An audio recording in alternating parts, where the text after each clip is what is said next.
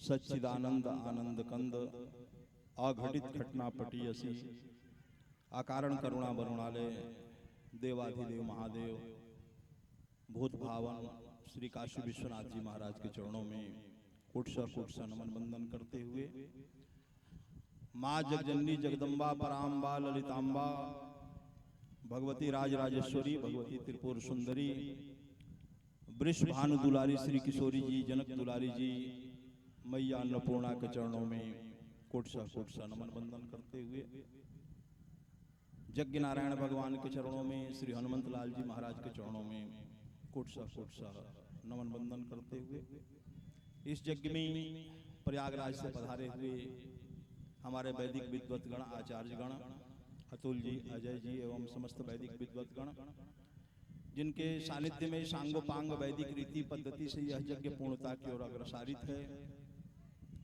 और आज सप्तम दिवस को पूर्णता को प्राप्त हो चुका है।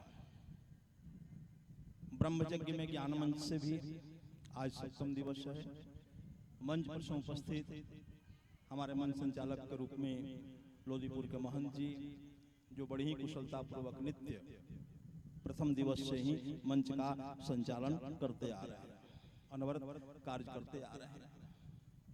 हमारे डॉक्टर साहब एवं समस्त इस यज्ञ समिति में कार्यकर्ता गण नवयुवक गण कर्ता धर्ता बंधुगण सभी क्षेत्र समुपस्थित धर्मानुरागी सज्जन वृंद करुणा प्रेम स्नेह वात्सल्यता के प्रतिमूर्ति हमारी माताएं बाल वृंद हमारे ध्वनि प्रबंधक महोदय जो बड़ी सुंदर ध्वनि की व्यवस्था दे रहे हैं, हमारे रोबिन जी जो डिजिटल मीडिया के माध्यम से यहाँ की कथा को प्रतिदिन सोशल मीडिया पर यूट्यूब पर फेसबुक पर प्रतिदिन प्रसारित कर रहे हैं, समस्त ग्रामवासी नगरवासी पूर्ववासी क्षेत्रवासी और जहाँ तक हमारी ध्वनि जा रही हो ध्वनि के माध्यम से भी कथा श्रवण करने वाले श्रोतागण सभी में श्रीमन नारायण का दर्शन करते हुए श्री सीताराम का दर्शन करते हुए वासुदेव सर्वम के सिद्धांतानुसार कण कण में परमात्मा का दर्शन करते हुए कण कण में नारायण का दर्शन करते हुए सिया राम में सब जग जानी करहूं प्रणाम जोरिए जुग पानी सभी का कोटसा बंदन अभिनंदन नमन करते हुए आइए जैसी भगवत कथा की परंपरा है कि पहले 2-4 बार भगवत नाम संकीर्तन करके अपने मन वाणी शरीर जिह्वा को शुद्ध पवित्र निर्मल करें, फिर भगवान की कथा में प्रवेश करें। ऐसा क्यों है? कोई भी प्रवक्ता आते हैं, संत आते हैं, महंत आते हैं, विद्वान आते हैं, जगत गुरु आते हैं, शंकराचार्य आते हैं, कोई भी आते हैं मंच पर तो सबसे पहले भगवत नाम उच्चारण कराते हैं। इसका क्या रहस्य है? इसका कारण क्या है? आप 5 घंटे कथा सुन रहे हो, 5 घंटे में 5 वक्ता बदल गए तो पांचों भगवत नाम संकीर्तन कराएंगे। क्यों?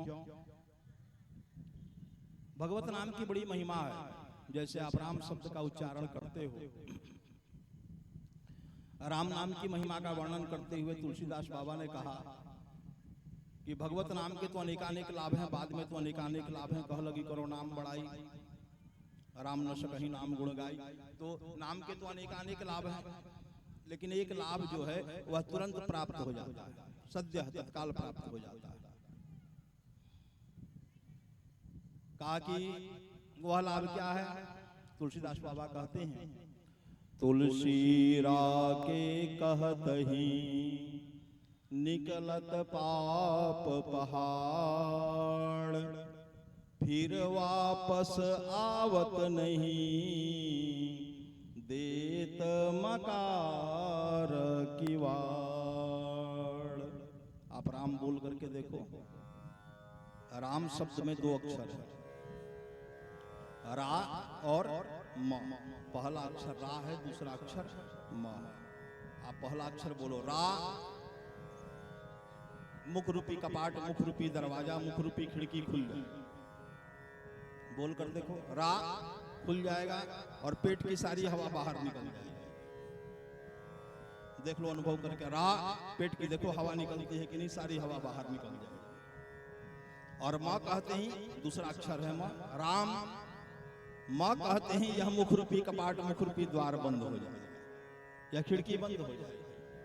तो इस शरीर में जो भी पाप पुंज है, दोष पुंज है, वह भगवत नाम उच्चारण के साथ ही, उस वायु के साथ ही इस शरीर से बाहर निकल जाते हैं और वायुमंडल में विलीन होकर के नष्ट हो जाते हैं। कुछ समय के लिए आपका मन, बुद्धि, शरीर, चित्त जो है वह पापों से मुक्त हो जाता है, शुद्ध पवित्र निर्मल हो जाता है, जिससे आप घंटा 2 घंटा बैठ करके भगवान की कथा सुन सको। नाच में, गाने में, जागरण में तो खूब भीड़ हो जाती है भाई, लेकिन भगवान की कथा में सब नहीं बैठ पाते। यहाँ बैठना बड़ा कठिन है। जब उनकी कृपा होगी, उनकी करुणा होगी, जिसके ऊपर उनकी कृपा होगी वही यहाँ बैठ सकता है, सब यहाँ नहीं बैठ सकते। तो आपका मन शुद्ध हो, बुद्धि शुद्ध हो, पवित्र हो, चित्त शुद्ध हो, इस कारण भगवत नाम उच्चारण कराया जाता है। आइए 2-4 बार प्रेम पूर्वक भगवत नाम उच्चारण, फिर प्रभु की जैसी कृपा करुणा होगी, कथा प्रकरण की ओर बढ़ने का प्रयास करेंगे। श्रीमन्नारायण नारायण हरि हरि, श्रीमन्नारायण लक्ष्मी नारायण नारायण हरि हरि, लक्ष्मी नारायण सूर्य नारायण नारायण हरि हरि, सूर्य चंद्र नारायण नारायण हरि हरि, चंद्र नारायण वाराह नारायण नारायण हरि हरि, वाराह नरसिंह नारायण नारायण हरि हरि, नरसिंह नारायण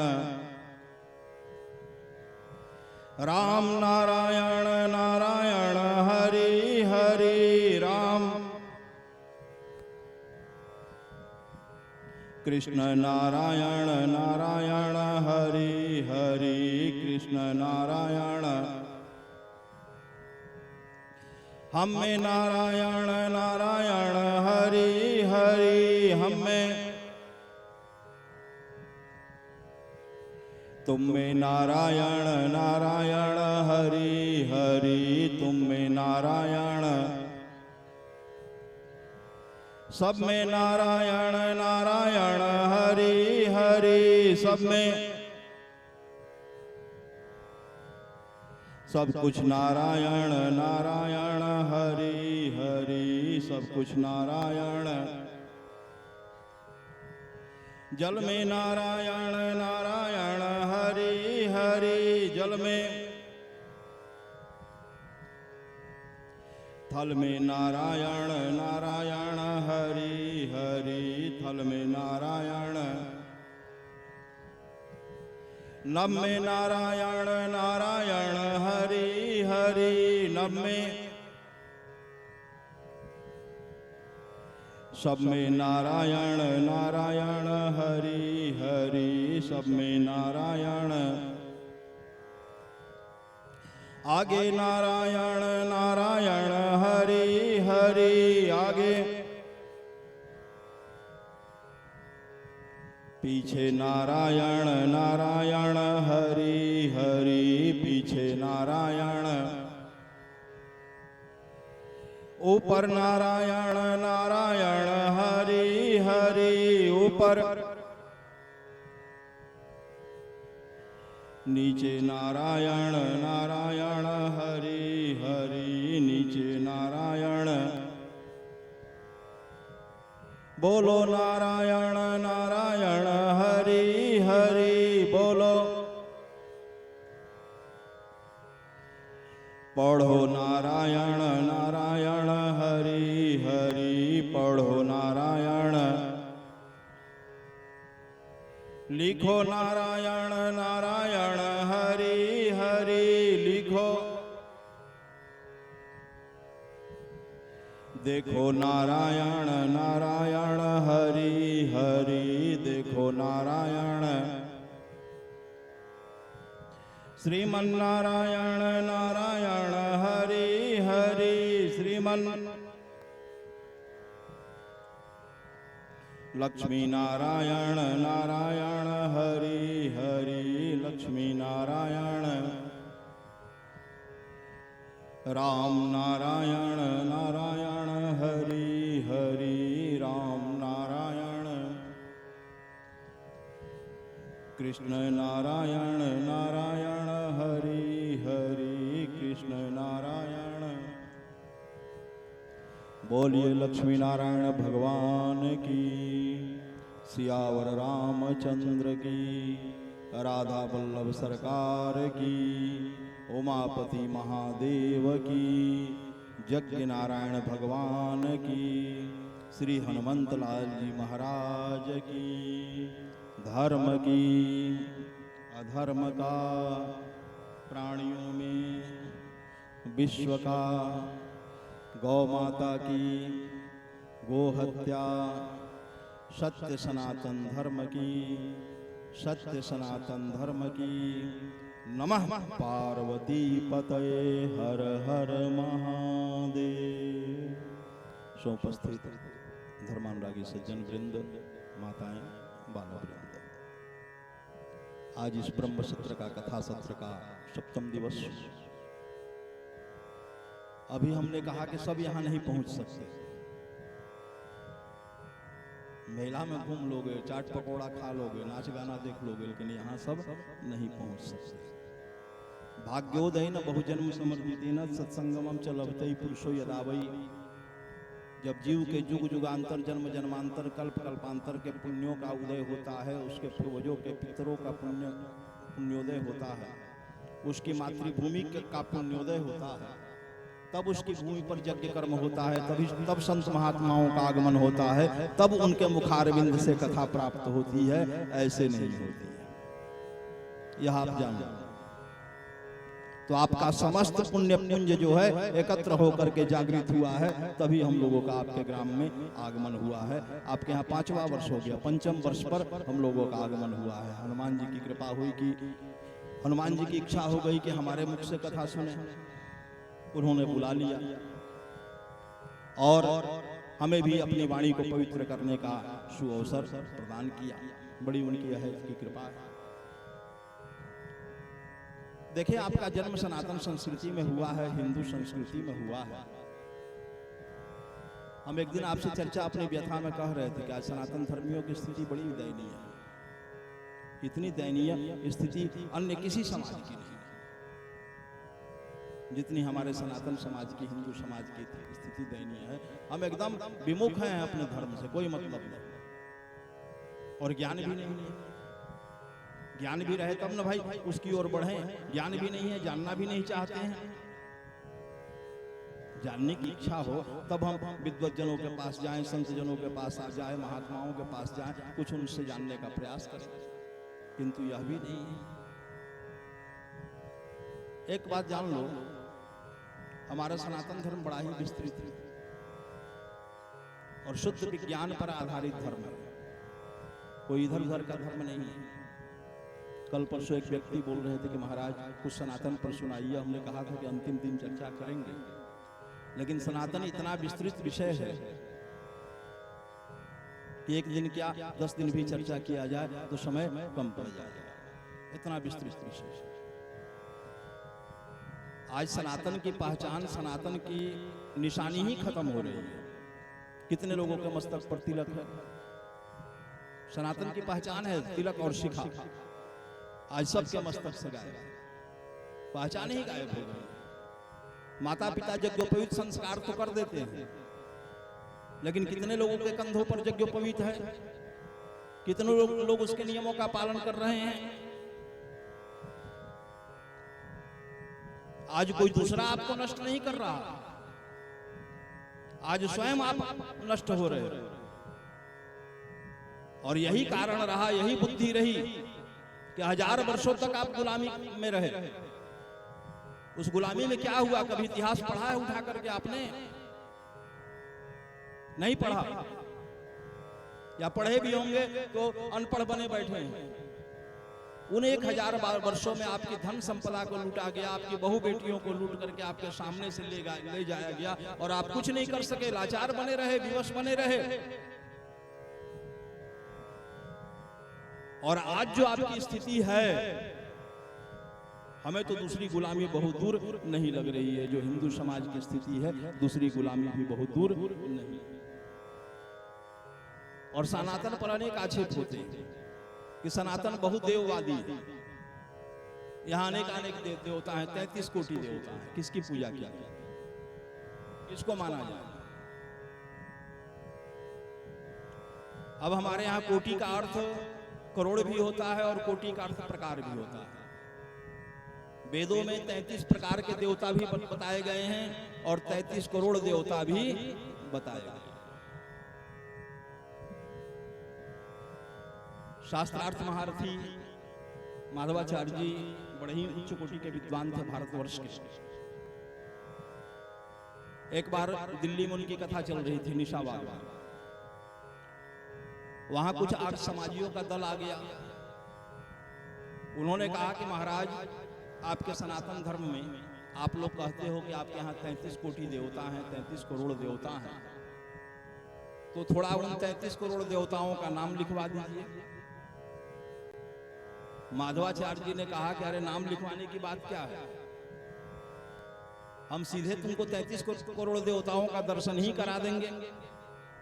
नाम लिखवाने में तो बहुत समय लग जाएगा। 33 करोड़ नाम लिखने में हमको बोलने में भी कई दिन लग जाएगा और तुमको लिखने में भी कई दिन लग जाएगा। हम तुमको 33 करोड़ देवताओं का दर्शन ही करा देंगे। कहा कब करा दीजिएगा? कहा कि रात्रि में कथा के बाद जब हम मंच से उतरे तुम लोग आना। अब माधवाचार्य जी की कथा प्रारंभ हुई। माधवाचार्य जी की कथा खत्म होने से 1 घंटे पहले 100 आदमियों का जत्था जो है, समाजियों का दल जो है, आकर के बैठ गया कि आज तो माधवाचार्य जी को पकड़ना है, उनसे कहना है कि 33 करोड़ देवताओं का दर्शन कराओ। माधवाचार्य जी कथा कर ही रहे थे कि उनके पास सूचना पहुंचने लगी कि आ गए हैं लोग। भाई 1-2 ने उठ करके भी कहा कि महाराज हम लोग आ गए हैं, 33 कोटि देवताओं का दर्शन करा दो। माधवाचार्य जी ने कहा करे पंडाल में थोड़े 33 कोटि देवता आ जाएंगे, 33 करोड़ देवता आ जाएंगे। यहाँ तो 1-आध हजार आदमी के बैठने के लिए जगह बनी है, वो भी लोग बैठे हुए हैं, तो 33 करोड़ देवता यहाँ कहाँ से आएंगे? कहा कि कथा पूरा करके नीचे उतरने दो, हम तुमको 33 करोड़ देवताओं का दर्शन करा देते हैं। वैसी जगह लेकर चलेंगे ना जहाँ 33 करोड़ देवता समा जाएं। कथा उनकी पूरी हुई। कथा के बाद नीचे उतरे, फिर सबने घेरा, कहा कि महाराज बता दो कि 33 करोड़ देवता कहाँ हैं? आ गए खुले आकाश में।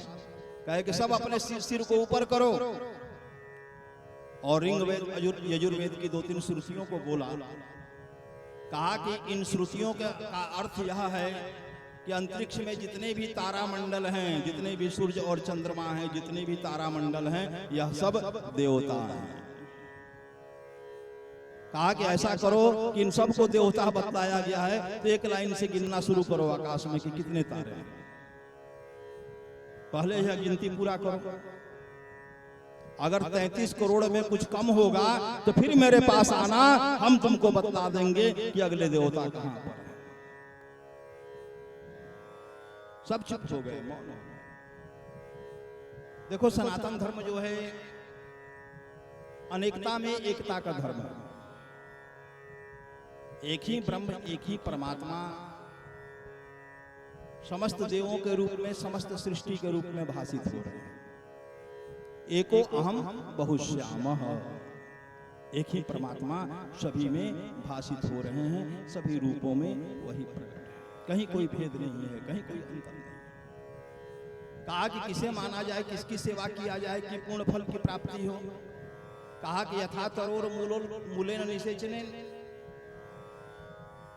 कहा कि जिस देवता में तुम्हारी निष्ठा हो, जिस देवता में तुम्हारी श्रद्धा हो, उसी को पकड़ लो, कोई अंतर नहीं है। विष्णु वही है, राम वही है, कृष्ण वही है, शिव वही है, दुर्गा वही है, हनुमान वही है, गणेश वही है। जहां तुम्हारी निष्ठा बन जाए उसी को पूर्ण परम ब्रह्म मान लो, उसी को इस सृष्टि का मूल मान लो।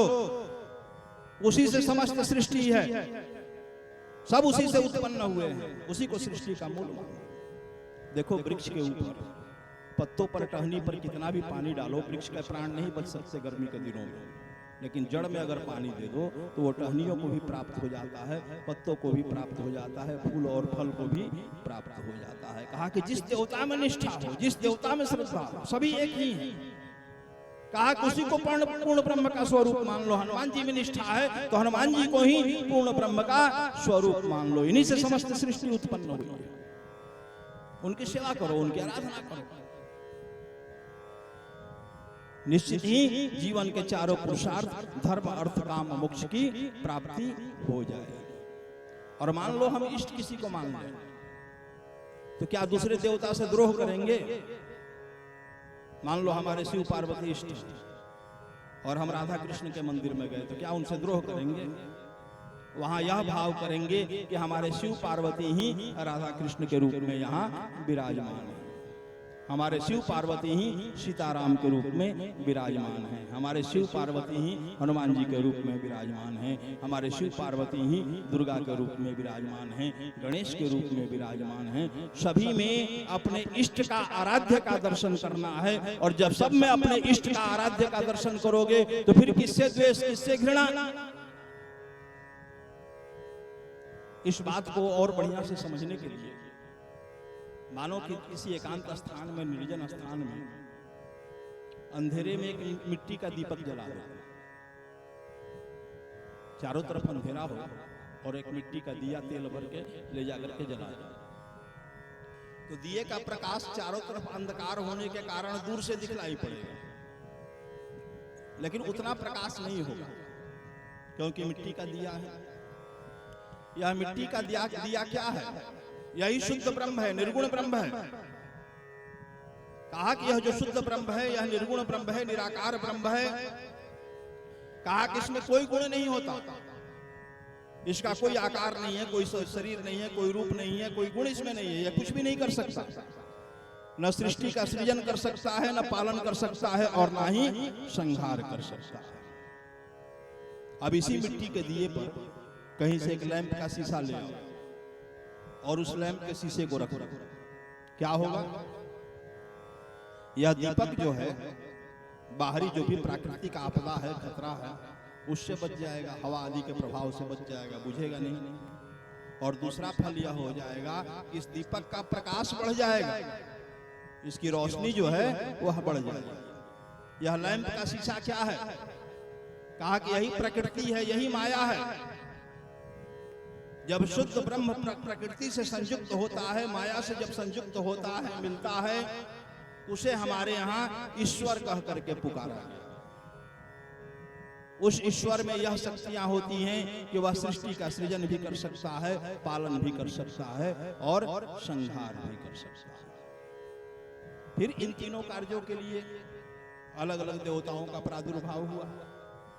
अब मान लो इसी लैंप के शीशे को ले लो और इसको 3 रंग में रंग दो, एक भाग सफेद, एक भाग लाल और एक भाग काला, और फिर उस दिए के ऊपर रख दो। दिया तो वही है, लेकिन अब उसमें से 3 रंग का प्रकाश निकलने लगा। एक तरफ सफेद निकल रहा है, एक तरफ लाल निकल रहा है, और एक तरफ धूम्रवर्ण धुंधला सा कालापन लिए हुए निकल रहा है। 3 रंग निकलने लगा। शीशा वही है, दीपक वही है। कहा कि प्रकृति के कार्यों को संपादित करने के लिए वही शुद्ध ब्रह्म ब्रह्मा के रूप में, सृष्टिकर्ता के रूप में अवतरित हुआ। लाल रंग जो है यह रजोगुण का प्रतीक है, ब्रह्मा का प्रतीक है। सफेद रंग जो है यह सत्व गुण का प्रतीक है, विष्णु का प्रतीक है। विष्णु का प्रादुर्भाव हुआ जगत के पालन के लिए। और काला और यह जो धूम्रवर्ण है, काला वर्ण धूम्रवर्ण जो है, यह तमोगुण का प्रतीक है, यह भगवान शिव का प्रतीक है। भगवान शिव का प्रादुर्भाव हुआ जगत के संहार के लिए। कहा कि शुद्ध ब्रह्म तो वही है, लेकिन अब 3 रूपों में भाषित होने लगा। तो तीनों में अंतर क्या है? तीनों तो है एक ही। कहा कि जहां तुम्हारी निष्ठा हो, जहां तुम्हारी श्रद्धा हो, उसको पकड़ लो, वहीं से सब कुछ तुम्हें प्राप्त हो जाएगा। एक साधे सब सधे और सब साधे सब जाए। आजकल लोग सोचते हैं कि थोड़ा गणेशो जी के पूजा कर लें, थोड़ा रामो जी के कर लें, थोड़ा कृष्णो जी के कर लें, थोड़ा दुर्गो जी के कर लें, तो थोड़ा थोड़ा में किसी का नहीं हो पाता। मालिक एक होगा, इष्ट एक होगा, आराध्य एक होगा। मानो सबको लेकिन जानो एक को। मानना सबको, धूप दीप कर रहे हैं तो सबको कर देंगे, लेकिन सेवा मंत्र जाप पाठ आदि जो है वह एक देवता का पकड़ करके करना चाहिए। एक को पकड़ करके करोगे तो सफलता प्राप्त होती है, और 10 जगह भटकोगे तो कहीं भी सफलता प्राप्त नहीं होती है। और देखो, हम सनातन धर्मी ही मूर्ति पूजक हैं। मूर्तियों की जो पूजा है वो हमारे सनातन धर्म में ही होती है, अन्य कहीं मूर्ति की पूजा नहीं है। हमारे सनातन धर्म पर यह भी आक्षेप लगता है कि सनातन धर्मी तो मूर्ति पूजक है, यह मिट्टी की मूर्ति की पूजा करता है, सीमेंट की मूर्ति की पूजा करता है, पत्थर की मूर्ति की पूजा करता है, लकड़ी की मूर्ति की पूजा करता है। तो एक बात जान लो, हम न मिट्टी की मूर्ति का पूजन करते हैं, न लकड़ी की मूर्ति का पूजन करते हैं, ना ही पत्थर की मूर्ति का पूजन करते हैं। हम तो समझो कि अपने आराध्य, अपने इष्ट के सगुण विग्रह का पूजन करते हैं। आप गांव में मंदिर बनाओ और मूर्ति लाने के लिए यहां से बनारस जाओ, जयपुर जाओ, जब कारखाने में मूर्ति देखने जाओगे तो वहां कोई डर भय नहीं है। जूता चप्पल पहने हुए धड़धड़ाते घुस जाओगे, सब मूर्तियों को छू करके स्पर्श करके देखोगे कौन मूर्ति बढ़िया है, कौन मूर्ति कैसी है। वहां जो कारीगर काम कर रहे हैं मूर्तियों पर, वह भी तंबाकू खाए हैं, और तंबाकू फेंकना हुआ तो वही बगल में फेंक दिए, मूर्तियों पर छींटा भी पड़ गया तो कोई बात नहीं, क्योंकि वहां वह शिला है, पत्थर है, पत्थर के अलावा कुछ नहीं है। उसी मूर्ति को वहां से आप खरीद करके अपने ग्राम में ले आइए, और महात्माओं के सानिध्य में वैदिक विद्वानों के द्वारा वैदिक रीति पद्धति से सब संस्कार आदि करा करके, न्यास आदि करा करके उस मूर्ति की प्राण प्रतिष्ठा मंदिर में कर दी जाए, तो फिर किसी की मजाल है कि वहां जूता चप्पल पहन करके मंदिर में घुस जाएगा? कोई घुस सकता है? नहीं घुस सकता। किसी प्रकार की वहां गंदगी कर दे? नहीं कर सकता। कारण कि मन में भाव हो गया कि यह हमारे ठाकुर जी का सगुण साकार विग्रह है, इसमें उनके प्राण बसते हैं। एक बात जान लो, जाकी रही भावना जैसी, प्रभु मूर्ति देखी अत्यंत ऐसी। जिसकी ऐसी भावना रहती है उसी के अनुरूप जो है फल प्राप्त होता है। एक कलयुगी भक्त था, उसके जीवन में बड़ी समस्या थी। किसी विद्वान से मिला, अपनी समस्या सुनाई।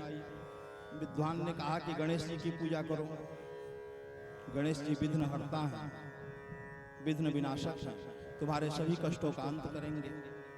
गया बाजार से बड़ा सुंदर मूर्ति गणेश जी का ले आया। 2 महीने खूब गणेश जी का सेवा किया, खूब पूजा की, काम नहीं बना। काम नहीं बना तब तक दूसरे पंडित से मिला, दूसरे विद्वान से मिला। उन्होंने कहा कि कहाँ गणेशवा के फेरा में पड़े हो, उसको मोदक खाने से, लड्डू खाने से फुर्सत होगी तब न तुम्हारा काम करेगा। अरे जाओ राम जी को ले आओ, राम जी की सेवा करो। गया सीताराम जी को ले आया, महीना 2 महीना उनका भी खूब सेवा किया, वहां भी काम नहीं बना। तब तक किसी ने कहा कि अरे कहाँ सीताराम जी के फेरा में पड़े हो, वह तो मर्यादा पुरुषोत्तम है, उनके यहाँ बड़ी नियमों का पालन करना पड़ता है, बड़ी मर्यादा का पालन करना पड़ता है। उनके द्वार पर द्वारपाल के रूप में हनुमान जी महाराज विराजमान है। थोड़ा सा मर्यादा का उल्लंघन करोगे गदा से मारेंगे और दरवाजे से बाहर। कहाँ फेरा में राम जी के पड़े, कन्हैया को पूजो। गया राधा कृष्ण को लाया, राधा कृष्ण का भी 2-3 महीना खूब पूजन किया, काम नहीं बना। तब तक कोई और विद्वान मिल गए, कहा कि कहाँ राधा कृष्ण के फेरा में पड़े हो। अरे वो कन्हैया बड़ा रसिक है, रास बिहारी है, उसको प्राप्त करने के लिए गोपी बनना पड़ेगा, गोपी भाव लाना पड़ेगा, सखी भाव लाना पड़ेगा। कहां से सखी भाव लाओगे? स्त्री बनोगे? बड़ा कठिन है उसकी भी कृपा प्राप्त होना। ऐसा करो, हनुमान जी को लाओ। इसी तरह से अनेक विद्वानों से मिलता गया, देवता बदलते गए। अब उसके पूजा घर में 10 देवता जमा हो गए। अंत में दुर्गा महारानी को ले आया। एक दिन बैठ करके दुर्गा जी का पूजन कर रहा था। पूजन करने के क्रम में धूप जलाया। धूप जला के दुर्गा जी को दिखाने लगा। जब दिखाने लगा तो उसके मन में भाव हुआ कि अरे हमारे पूजा घर में तो बहुत देवता जमा हो गए हैं। एक साइड सबको करके रखा था, सामने चौकी पर दुर्गा जी को रखा था, उनका पूजा कर रहा था। कहा कि हमारे पूजा घर में बहुत देवता हो गए और हम जो धूप दिखा रहे हैं, इससे जो धुआं निकल रहा है, जो सुगंधित धूम्र निकल रहा है, इसे तो यही सब खींच जा रहे हैं, यही सब सोख जा रहे हैं। दुर्गा जी तक पहुंच ही नहीं पा रहा है। दुर्गा जी तक पहुंच नहीं रहा है, इसी कारण तो पूजा का फल नहीं हो रहा है। हम रोज पूजा करते हैं, रोज धूप दीप नैवेद्य करते हैं, और दुर्गा जी को मिलने से पहले कि 10 जमा हो गया है, यही सब खत्म कर देता है, साफ कर देता है। जले हुए धूप को नीचे रख दिया। कहा कि रुको, पहले इसका उपाय करते, तब धूप दिखाएंगे। गया, घर में से रुई लेकर गया और सब देवताओं की मूर्तियों को उठाने लगा और सब देवताओं की मूर्तियों की नाक में रुई चढ़ाने लगा। रुई चढ़ा चढ़ा करके सबकी नाक बंद करने लगा। तो सब देवताओं की नाक तो छोटी छोटी थी, थोड़ी थोड़ी रुई में बंद हो गई। अंत में गणेश जी निकले। सबसे पहले गणेश जी को लाया था, तो सबसे पीछे गणेश जी ही थे। सबसे अंत में गणेश जी निकले। अब गणेश जी की नाक तो लंबी है भाई, बड़ी नाक है। अब गणेश जी के नाक में जब रुई भरने लगा तो उसकी रुई कम पड़ गई। फिर गया बाजार से रुई ले और बैठ करके लकड़ी के सहारे गणेश जी के नाक में रुई चढ़ाने लगा। उसी बीच में उसके पूजा घर में चमत्कार हुआ और उस व्यक्ति के सामने साक्षात महागणपति प्रकट हो गए, प्रसन्न भाव में प्रकट हो। अब गणपति को देखा तो वह डर गया और डर करके उनके चरणों में गिर पड़ा, अपने अपराध के लिए क्षमा मांगने लगा। गणपति ने कहा कि बेटा, तुमने कोई अपराध नहीं किया, तुम्हारे व्यवहार से, तुम्हारी सेवा से हम बहुत प्रसन्न हैं, जो मांगना है मांग लो। उस आदमी ने कहा कि अरे महाराज, आज से 3 साल पहले आपको लाए थे, सबसे पहले आपको लाए थे और खूब 2-3 महीना आपका सेवा किए, मेरा काम नहीं बना, आप दर्शन नहीं दिए। हम जानते कि अगर आप नाक में रुई चढ़ाने से प्रसन्न होते हैं तो हम उसी समय रुई चढ़ा दिए होते। 3 साल प्रतीक्षा करने की क्या बात थी? गणेश जी महाराज ने कहा कि बेटा, हम तुम्हारे नाक में रुई चढ़ाने से प्रसन्न नहीं हुए। आज तुमको यह विश्वास हुआ है कि मूर्तियों में भी प्राण है, मूर्तियां भी श्वास लेती हैं, उन्हें भी भूख लगती है, उन्हें भी प्यास लगती है, उन्हें भी ठंड का अनुभव होता है, गर्मी का अनुभव होता है। जाओ तीर्थों में, धामों में, अच्छे मंदिरों में, मठों में जाकर के देखो, ठाकुर जी के शयन की व्यवस्था रहती है, भोग किराग भोग की व्यवस्था रहती है। सुबह में बाल भोग लगेगा, दोपहर में अन्न आदि का भोग लगेगा, शाम में फिर बाल भोग लगेगा, आरती का भोग अलग लगेगा, शयन के समय भोग अलग लगता है। अपने लोग गर्मी में रह जाएंगे, लेकिन ठाकुर जी के लिए एसी कूलर की व्यवस्था रहेगी कि ठाकुर जी को गर्मी का अनुभव न हो। ठंडी के दिनों में उनको रजाई ओढ़ाई जाए। कहने का तात्पर्य है कि हम किसी पत्थर, लकड़ी या मिट्टी की मूर्ति का पूजन नहीं करते हैं। हम तो अपने इष्ट आराध्य के सगुण साकार स्वरूप का पूजन करते हैं, वंदन करते हैं। और एक बात जान लो, आजकल निराकार साकार पर भी बड़ा विवाद है। बहुत से निरंकारी समाज भी बन गए, बड़ा विवाद है। भाई एक बात जान लो, आप मैट्रिक पास किए नहीं, इंटर बीए किए नहीं और सीधे चल दोगे पीएचडी करने, तो फेल करोगे ना। 0 अंक आएगा। सगुण उपासना क्या है? कहा कि यह मैट्रिक, इंटरमीडिएट, बीए। अब यहां से तीनों को पास करो, जो भी तुम्हारे इष्ट हैं, जो भी आराध्य हैं। मान लो निर्गुण ब्रह्म की उपासना करते हो, निराकार ब्रह्म की उपासना करते हो, तो ध्यान क्या करोगे? जिसका कोई आकार ही नहीं है, कोई स्वरूप ही नहीं है, कोई रंग ही नहीं है, कोई रूप ही नहीं है, तो ध्यान क्या करोगे? आंख बंद करोगे तो अंधकार दिखेगा, और आंख खोलोगे तो यह माया रूपी संसार दिखेगा। तो ध्यान के लिए, चिंतन के लिए कोई स्वरूप तो चाहिए। इस कारण सगुण उपासना का विधान है। और कल परसों की हम कथा में आपको बता रहे थे कि कभी भी मंदिर जाना चाहिए तो जाकर के तुरंत नहीं लौटना चाहिए। जाओ तो वहां बैठोगे, आधा घंटा 1 घंटा बैठो, ठाकुर जी के मुखारविंद का दर्शन करो, हनुमान जी के मुखारविंद का दर्शन करो, उस स्वरूप को अपने हृदय में बैठाओ। हनुमान जी का श्रृंगार कैसा है, हनुमान जी कैसा लंगोट पहने हैं, कैसा आंचला लिए हैं, कैसी माला गले में है, कैसा कानों में कुंडल है, कैसे हाथों और पैरों में कड़े हैं। उनके स्वरूप को हृदय में धारण करो, मन में बैठाओ। और कहीं कुछ कमी छूट जाए तो फिर से आंख खोलो, फिर अपलक निहारो, और फिर दोबारा आंख बंद करो, फिर उस कमी को ठीक करने का प्रयास करो। जब कुछ दिन प्रयास करोगे तो धीरे धीरे वह छवि तुम्हारे मन में, तुम्हारे हृदय में स्थिर हो जाएगी। और जब वह छवि स्थिर हो गई तो मंदिर जाओ या ना जाओ, क्या फर्क पड़ता है? जहां रहोगे वहीं ठाकुर जी का दर्शन हो जाएगा, ठाकुर जी का ध्यान हो जाएगा। तो जब सगुण उपासना सिद्ध हो जाए तब निर्गुण की ओर बढ़ना चाहिए। दोनों हैं एक ही, कोई भेद नहीं है, कोई अंतर नहीं। हमारे दादा गुरु धर्म सम्राट स्वामी करपात्री जी महाराज इस शंका का बड़ी सहजता से निवारण करते थे। कहते थे कि एक बात बताओ, भूख क्या है? भूख निराकार है कि साकार है? भूख लगती है ना सबको, कि नहीं लगती है? लगती है। तो यह निराकार है कि साकार है? भूख का कोई रूप है, कोई आकार है, कोई रंग है, कि मोटा है कि पतला है, कि लंबा है कि छोटा है, काला है कि गोरा है? कैसा है भूख? निराकार है। और भोजन क्या है? कहा कि भोजन जो है वह साकार है। भोजन सामने दिखता है ना, हाथ में उठाओगे तो हाथ में उठेगा। भोजन जो है वह साकार है। कहा कि साकार भोजन को ग्रहण करने से निराकार भूख जो है वह शांत हो जाती है, तृप्त हो जाती है, संतुष्ट हो जाती है। प्यास क्या है? प्यास निराकार है, उसका कोई आकार नहीं, कोई रंग रूप नहीं। और जल क्या है? कहा कि जल साकार है। साकार जल को पीने से निराकार प्यास जो है वह शांत हो जाती है, तृप्त हो जाती है।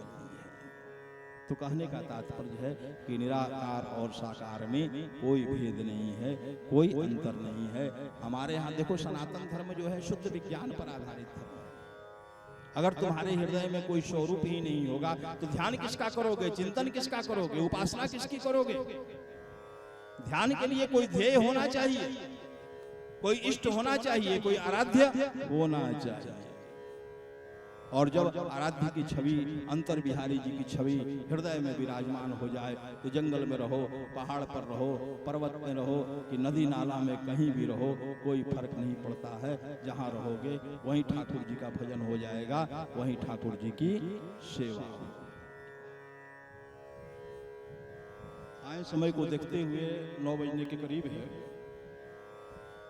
कल हनुमान जी के चरित्र पर भी कुछ चर्चा कर रहे थे। हनुमान जी का स्थान है सनातन पर, तो कल तो संपूर्ण चर्चा कल की सनातन पर ही रही।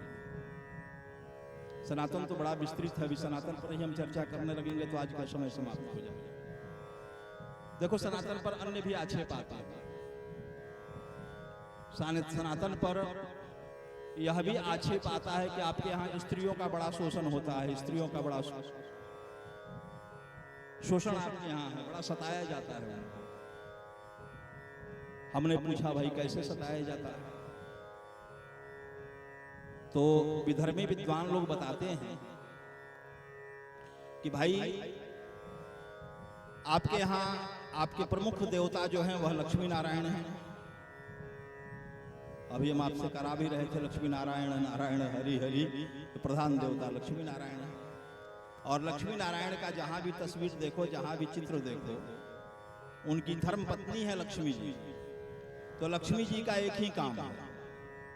कहा कि क्या काम है? कहा कि जब देखो तब वह विष्णु भगवान का पैर दबाते दिखेंगी, इसके अलावा उनको कोई काम ही नहीं।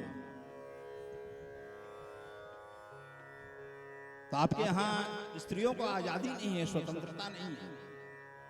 पाश्चात्य संस्कृति के लोग, अन्य संस्कृति के लोग हम सनातनियों पर ऐसा आरोप लगाते हैं। हम लोग उनको उत्तर देते हैं। एक बात बताओ, पाश्चात्य जगत में चले जाओ, अमेरिकन कंट्रीज में, यूरोपियन कंट्रीज में, अफ्रीकन, ऑस्ट्रेलियन, जो भी कंट्रीज है, पाश्चात्य जगत जो भी है, आप चले जाओ, वहां हाई स्कूल पास करते करते वहां की 50% बच्चियां जो हैं वह मां बन जाती हैं। क्या ये स्वतंत्रता है? एक ही जीवन में 10 बार विवाह हो जाता है, 10 बार तलाक हो जाता है, माँ अलग, बाप अलग, बेटा अलग, बेटी अलग, सब अलग अलग रह रहे हैं। क्या यही स्वतंत्रता है? कुछ संप्रदायों पंथों में स्त्रियों को टाट पटोरों की तरह बंडल बना करके लेकर के चलेंगे। भगवान से जो फ्री में उनको हवा मिल रही है, उस हवा से भी उनको वंचित रखा जाता है। तो क्या ये स्वतंत्रता है?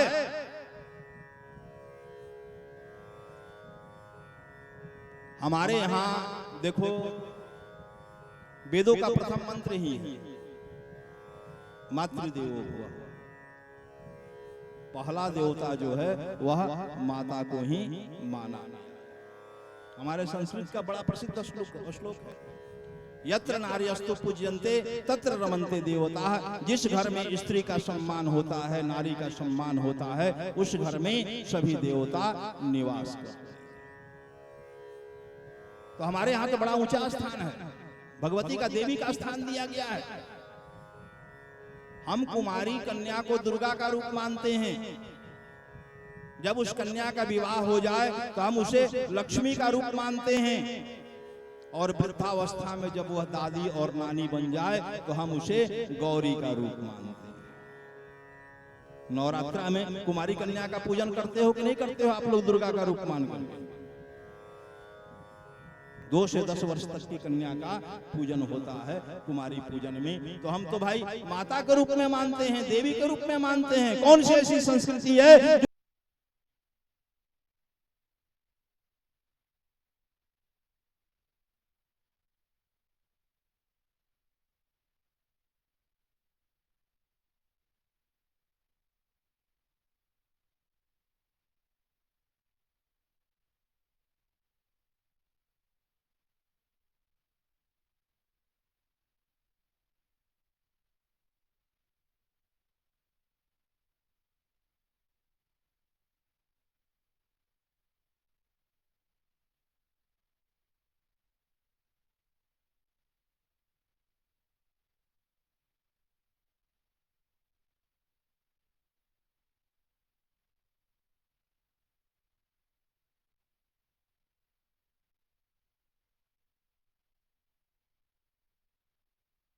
हमारे भीतर जो कमियां हैं उसको अगर ठीक किया जाए, उसको अगर सुधारा जाए, समाज में चैतन्यता लाया जाए, एकजुटता लाया जाए, समाज जागृत हो, तब भाई हम लोग की वाणी का कुछ सदुपयोग है कि हाँ भाई हम लोग का आना, प्रयास करना सार्थक हो। आए कुछ हनुमान जी महाराज की भी चर्चा कर ले।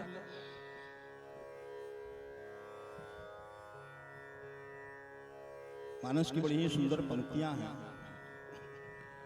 सोनु कपिशलं कापति वीरा, केहि विधि तरिय जलधि गंभीरा।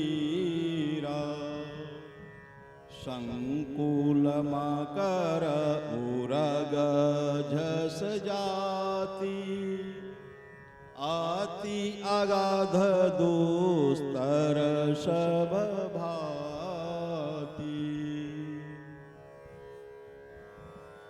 सीता जी की सूचना मिलने के बाद में राघवेंद्र सरकार रामादल के साथ वानरी सेना के साथ सागर तट पर पहुंचते हैं, सागर के किनारे पहुंचते हैं।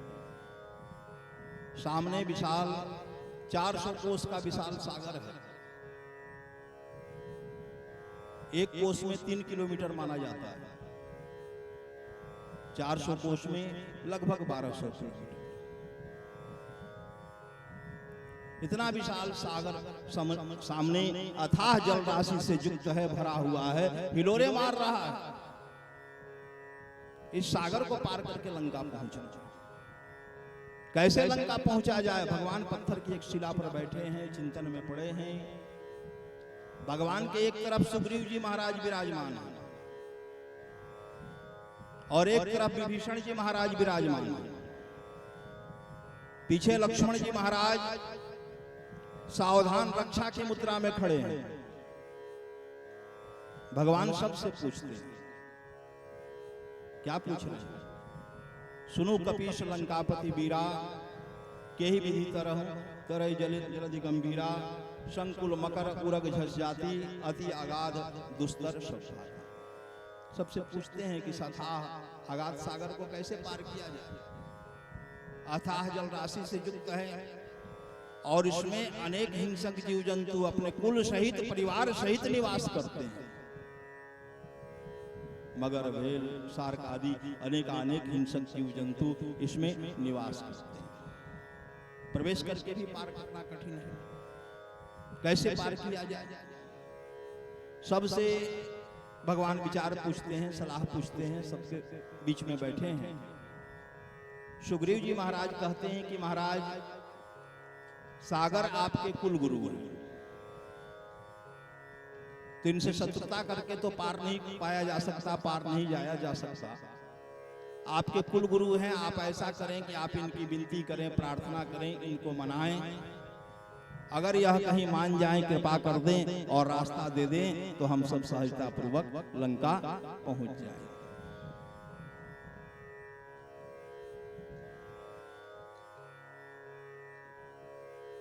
फिर भगवान ने विभीषण जी की ओर देखा। सबने अपने अपने मति से सुझाव दिया। सबके सुझावों को सुनकर के लक्ष्मण जी को क्रोध हो गया। उनको यह बातें अच्छी नहीं लगी। लक्ष्मण जी ने कहा कि भैया, यह भी कोई बात हुई? कायर मन कहूं एक आधारा, दैव दैव आलसी पुकारा। कहा कि भैया, यह तो कायरों का आभूषण है। हम रघुवंशी हैं, सूर्यवंशी हैं, रघुकुल के तिलक हैं, हम वीर पुरुष हैं। हमारे तुनीर में अनेकानेक दिव्यास्त्र हैं, हमारे तुनीर में अग्नि बाण है। एक अग्नि बाण के प्रयोग से ऐसा एक सागर तो क्या, हजारों सागरों को सोखा जा सकता है। तो हम विनती क्यों करें, प्रार्थना क्यों करें, झुके क्यों? ऐसा करो कि आप अग्नि बाण का संधान करो। अब भगवान बड़े धर्म संकट में फंस गए। सुग्रीव की बात को नकारा नहीं जा सकता, मना नहीं किया जा सकता। और लक्ष्मण जी भी छोटे हैं, संपूर्ण जीवन भगवान के चरणों में समर्पित कर दिया है। लक्ष्मण कौन है? कहा कि जिसके जीवन का एकमात्र लक्ष्य राघवेंद्र सरकार के चरण हो,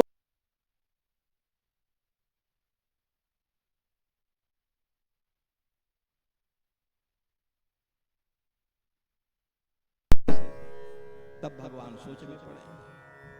तब कहा जाता है कि कोई बात समझ में ना आए, कोई रास्ता ना दिखे, तो अपने मध्य में जो बूढ़े बुजुर्ग हों उनसे विचार करना चाहिए। तो रामादल में सबसे बूढ़े बुजुर्ग जो थे वह जामवंत जी थे।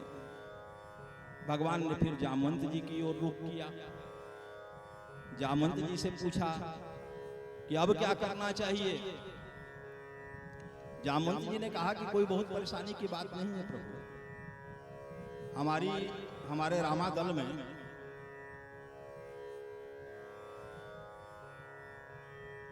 दैव शिल्पी विश्वकर्मा के पुत्र नल नील भी, और दोनों शिल्प कर्म में बड़े प्रवीण हैं, बड़े कुशल हैं। शिल्प कर्म जानहु नल नीला, कहते हैं कि शिल्प कर्म में बड़े प्रवीण हैं, बड़े कुशल हैं। आप आदेश करें, कुछ ही समय में वह इस सागर पर सेतु का निर्माण कर देंगे, पुल का निर्माण कर देंगे। तब भी भगवान की चिंता नहीं मिटी। भगवान सोच रहे हैं कि 400 कोस का विशाल सागर है, बिना आधार के सेतु का निर्माण कैसे होगा, पुल का निर्माण कैसे होगा।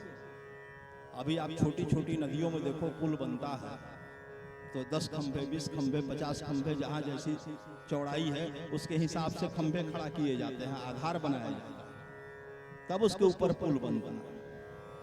और समुद्र की तो गहराई ही अथाह है, असीमित है, तो भाई आधार कैसे बनेगा और बिना आधार के पुल कैसे बनेगा।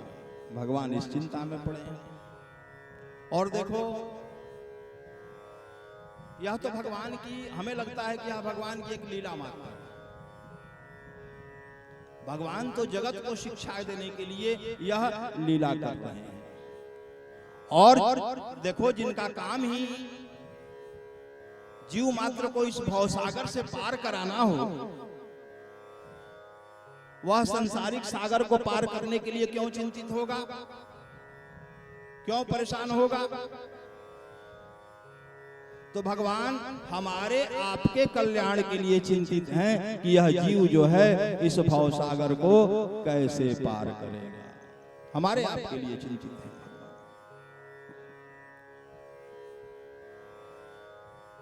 देखोगे कैमरा बचाओ, तौलिया उलिया डाल दो कुछ ऊपर। तब हनुमान जी की ओर भगवान रुख करते हैं। क्या चौपाई का भाव है? सोनी कपीश, कपीश से कपियों के ईश, कपियों के इंद्र सुग्रीव जी महाराज को कहते हैं। सोनी कपीश लंकापति, लंकापति से विभीषण जी महाराज को संबोधित करते हैं। अभी लंका के राजा बने नहीं हैं, भगवान की शरणागति हुए हैं, लेकिन भगवान ने लंकापति कह करके घोषित कर दिया। सुनो कपीश लंकापति वीरा, और अंत में यह वीरा शब्द जो है, हमें लगता है कि गोस्वामी बाबा यह हनुमान जी के लिए प्रयोग कर रहे हैं। सुनी कपीश लंकापति वीरा, और पूछते हैं हनुमान जी महाराज से भगवान, के ही विधि तरीय जलधि गंभीरा, कैसे इस सागर को पार किया जाए। तुम तो गए हो उस पार और आए हो उधर से, तुम ही कुछ रास्ता बताओ। हनुमान जी महाराज ने कहा कि प्रभु हमारे पास रास्ता भी है और पक्का उपाय भी है। संसार में अनुभव जो होता है वह सबसे बड़ा प्रमाण माना जाता है, अनुभव से बड़ा प्रमाण कुछ भी नहीं है। और मेरे पास इस सागर को पार करने का अनुभव है।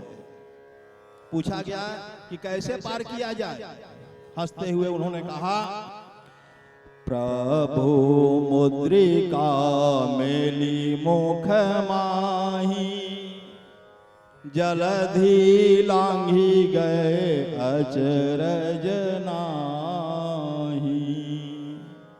कहा कि प्रभु यह तो चमत्कार आपके नाम में है, आपके नाम में यह प्रभाव है।